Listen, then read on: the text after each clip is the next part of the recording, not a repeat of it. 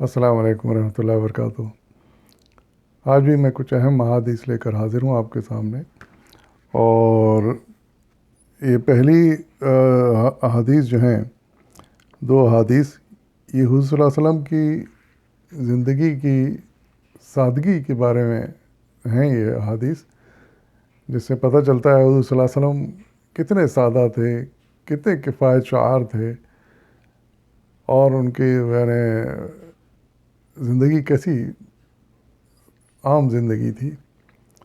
ہم نے بڑے بڑے بادشاہوں کے قصے سنے ہیں کہ کیا عالی شان ان کے محل ہوتے ہیں، کیا عالی شان ان کے دربار ہوتے ہیں، تخت ہوتے ہیں، لیکن آج کے بھی دیکھ لیجئے سعودی عرب میں یا یہ مشرقی وسطیٰ کے جو ممالک ہیں جہاں شیوخ ہیں، ان کی شان، ان کے محلات، ان کے رہن سہن، طور طریق آپ دیکھیں، اور دوسری طرف حضور صلی اللہ علیہ وسلم کے بارے میں جو پتہ چلتا ہے حدیثوں سے، کس قدر فرق ہے ان میں، دیکھیں آپ، اس کا اندازہ آپ کو ان حدیثوں سے ہوگا۔ پہلی حدیث ہے میرے سامنے اس وقت 5006/7۔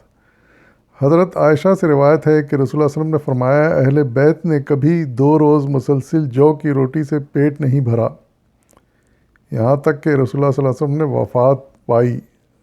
بخاری مسلم کی حدیث ہے۔ یعنی آپ اندازہ لگائیے کہ کھانے پینے کے معاملے میں بھی یعنی یہ عالم تھا کہ ایسا وقت بھی گزرا ہے کہ 2 وقت کی جو کی روٹی پیٹ بھر کے وہ نہیں کھا سکتے تھے۔ ایسا نہیں ہے کہ ان کے پاس کبھی پیسے کی کمی تھی، نہیں۔ جب آپ تجارت آپ نے سنبھالی شادی کے بعد، اور آپ کے پاس بے حساب پیسہ بھی آیا، اور پھر سب سے بڑی بات یہ ہے کہ صلی اللہ علیہ وسلم نے پورے جزیرۃ العرب پہ کے حکمران بن گئے، لیکن آپ کی سادگی کا ہمیں وہی عالم تھا آپ کے کھانے پینے کا کہ پیٹ بھر کے وہ روٹی بھی نہیں کھاتے تھے، بلکہ آپ کے صحابہ بھی ساتھ میں ان کا ذکر ہے، اہل بیت سے مراد ہے گھر کے لوگ جو تھے۔ تو یہ جو ہے نا سادگی تھی، اور یہ قربانی تھی، یعنی جو پیسہ آتا تھا آپ غریبوں میں بانٹ دیا کرتے تھے، اپنے پاس نہیں رکھتے تھے، اپنا خزانہ نہیں بھرتے تھے کوئی بنا کے۔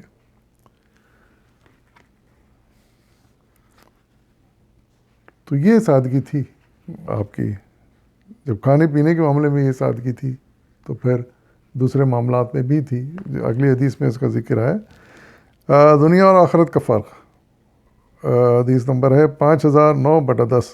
حضرت عمر سے روایت ہے کہ میں رسول اللہ علیہ وسلم کی خدمت میں حاضر ہوا۔ اس وقت حضور ایک کھجور کی چٹائی پر لیٹے ہوئے تھے، جس کی وجہ سے آپ کے جسم پر نشان پڑ گئے تھے، اور سرانے تکیہ تھا جس میں کھجور کا پوست بھرا ہوا تھا۔ میں نے عرض کیا، حضور آپ دعا فرمائیے کہ اللہ آپ کی امت کو فراغی نصیب کرے، عطا کرے۔ فارس اور روم کے لوگ کتنے خوشحال ہیں جبکہ وہ اللہ کی عبادت نہیں کرتے۔ جواب میں آپ نے فرمایا، اے ابن خطاب، کیا تو اس پر خوش نہیں ہے کہ ان کو دنیا ملے اور ہمیں آخرت؟ یہ بخاری مسلم کی حدیث ہے۔ یعنی اس سے پہلی حدیث میں ہم نے کھانے کے بارے میں جو سادگی تھی ہم نے وہ اس کا پتہ چلا، پھر یہاں پر آپ گھر میں جس طرح مطلب رہتے تھے اس سے اس کا اندازہ ہو رہا ہے۔ یعنی یہ حالت تھا کہ آپ کھجور کی چٹائی پر لیٹتے تھے، اور اس کی وجہ سے آپ کے جسم پر حضرت عمر بن خطاب ان سے ملنے گئے گھر میں، تو یہ عالم تھا کہ یعنی اور سرہانے جو تکیہ ہوتا تھا وہ کھجور کے مطلب پتوں سے بھر کے اس کو بنایا گیا تھا تکیہ، تو وہ تکیہ تھا، اور چٹائی آپ کا بچھونا تھا۔ تو یہ دیکھ کر ظاہر ہے کہ حضرت عمر کو دکھ ہوا ہوگا کہ اتنے بڑی شخصیت، اور جس کی حکومت پورے جزیرۃ العرب میں قائم ہو گئی ہے، ان کی وہ اس طرح ہی رہ رہے ہیں۔ اس حالت میں ہیں، تو انہوں نے اس وسلم سے درخواست کی کہ آپ دعا کیجئے کہ اللہ تعالیٰ ہمیں بھی فراغی نصیب کرے. اور پھر مثال دی کہ دیکھیں فارس اور روم کے لوگ کتنے خوشحال ہیں، کیسے کیسے ان کے شاندار محلات ہیں اور کتنے عیش و آرام سے وہ رہتے ہیں.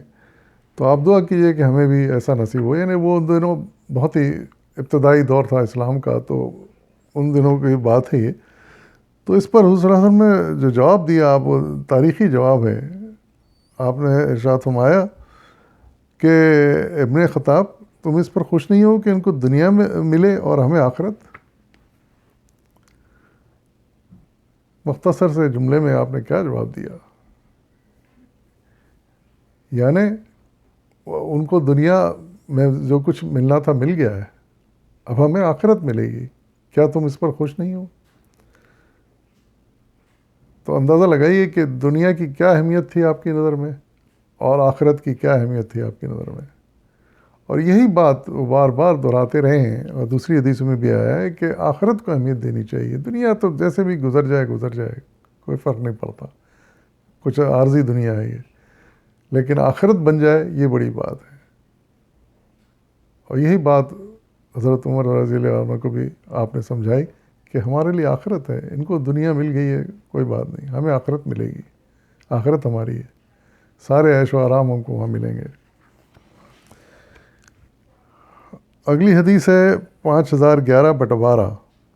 حضرت ابو ہریرہ رضی اللہ عنہ سے روایت ہے کہ رسول اللہ صلی اللہ علیہ وسلم نے فرمایا، جو شخص ایسے آدمی کو دیکھے جو اس سے زیادہ مالدار اور خوشحال ہو تو اس کو چاہیے کہ ان کو بھی دیکھے جو اس سے کمتر درجے کے ہیں اور خستہ حال ہیں. بخاری مسلم کی حدیث ہے یہ. بہترین حدیث ہے، بڑی اچھی نصیحت ہے. یہ دیکھیے کہ اچھی چیزوں کا شوق تو قدرتی طور پر انسان کو ہوتا ہے. خواہش دیکھنے کے بعد خواہش پیدا ہوتی ہے کہ کاش ہمیں بھی ملے، ہمیں بھی یہ آرام میسر ہو، ہمیں بھی راحتیں میسر ہوں.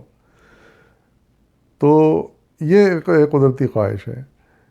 تو اور پھر اس خواہش کو اگر قابو نہ کیا گیا تو پھر سے آگے بڑھ کے پھر حسد کا جذبہ پیدا ہوتا ہے، یعنی جلن کہ بھئی ان کے پاس یہ کیوں ہے، ان کے پاس چھن جائے، یہ ایسی چیزیں.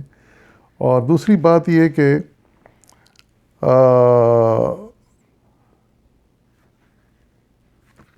ناشکری کا بھی جذبہ پیدا ہوتا ہے. یعنی اب ہمیں جو میسر ہے پھر اس کی طرف دھیان نہیں آتا، خیال اس طرف جاتے ہیں اوہ فلانے کے پاس ایسی چیزیں ہیں، ایسے مال ہیں، ایسی نعمتیں ہیں، ہمارے پاس کیوں نہیں ہے. تو ایسے وہ یہ جذبہ، یہ خیالات آنا قدرتی بات ہے، اس میں کوئی حرج نہیں ہے. لیکن اس کا توڑ یہ ارشاد فرمایا گیا کہ جب ایسا خیال آئے دوسروں کو دیکھ کر تو اپنے سے کمتر درجے والوں پر بھی نظر ڈال لیا کرو، ان کا خیال کر لیا کرو کہ ہم سے نیچے درجے والوں کا کیا حال ہے. حقیقت ہے کہ ہم اگر یہ ایک لمحے کے لیے سوچ لیں کہ یار دنیا میں کتنے لوگ ہیں جو بھوکے مر رہے ہیں، بیچاروں کو کھانا پینا، ایک وقت کا کھانا مشکل سے ملتا ہے، کپڑے میسر نہیں ہیں، رہنے کے لیے اچھے گھر نہیں ہیں، فٹ پاتھ پہ بیچارے سوتے ہیں، جھگی میں سوتے ہیں، ہٹس بنا کے سوتے ہیں. وہ زندگی بھی، ایسے لوگ بھی ہیں. تو جب ان کا خیال آئے گا تو پھر ہمارا دل مائل ہو جائے گا اللہ کا شکر ادا کرنے کے لیے کہ چلو ہم ان سے تو بہتر ہیں، ہم نے اتنا، اللہ تعالیٰ نے اتنا تو کچھ دیا ہے کہ جس سے ہماری زندگی آرام سے گزر سکتی ہے.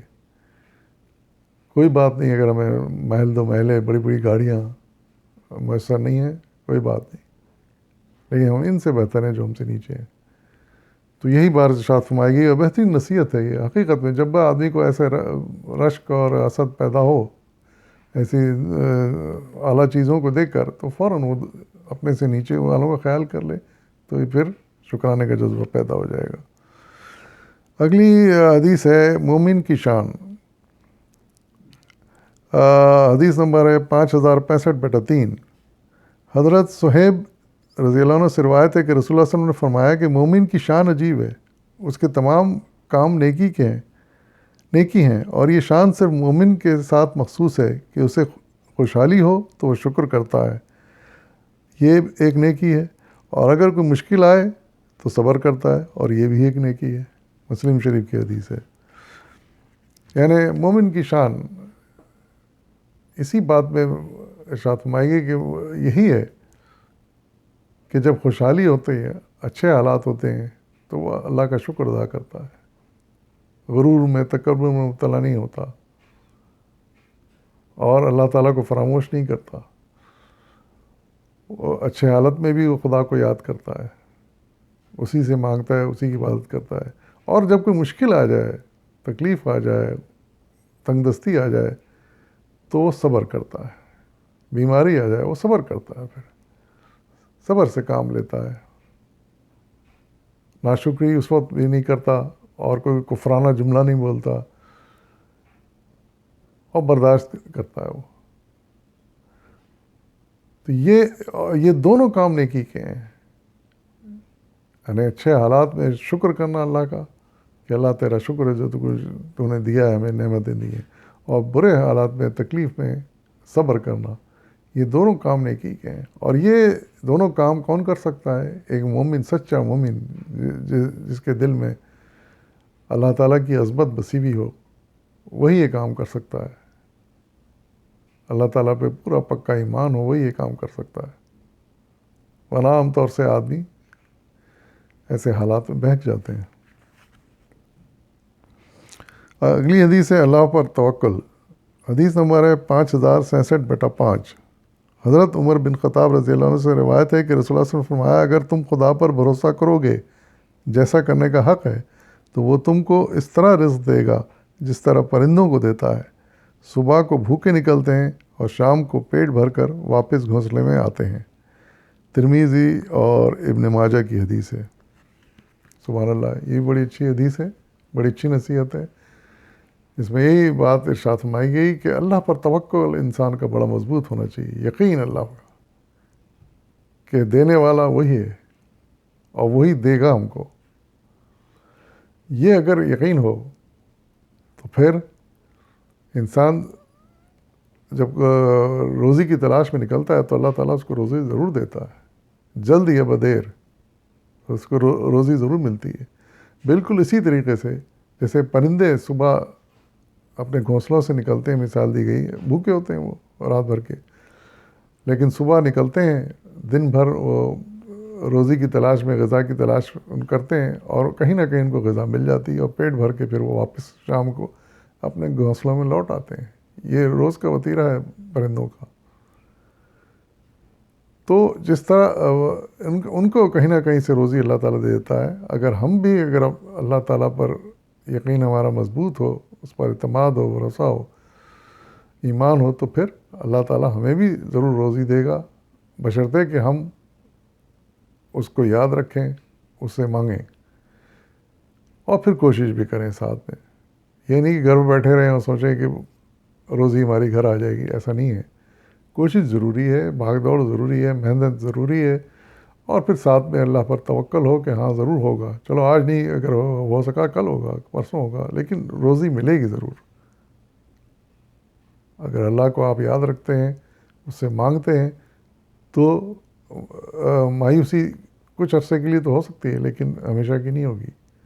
کبھی نہ کبھی آپ کو آپ کی روزی ملے گی، اور آپ کے حالات بہتر ہو جائیں گے۔ شرط یہی ہے کہ توکل اللہ پر مضبوط ہو، اور آپ کی کوششیں صحیح ڈائریکشن میں ہوں، سوچ سمجھ کر آگے بڑھیں آپ، اور بھاگ دوڑ کریں اپنی روزی کے لیے۔ وآخر دعوانا والحمد للہ رب العالمین۔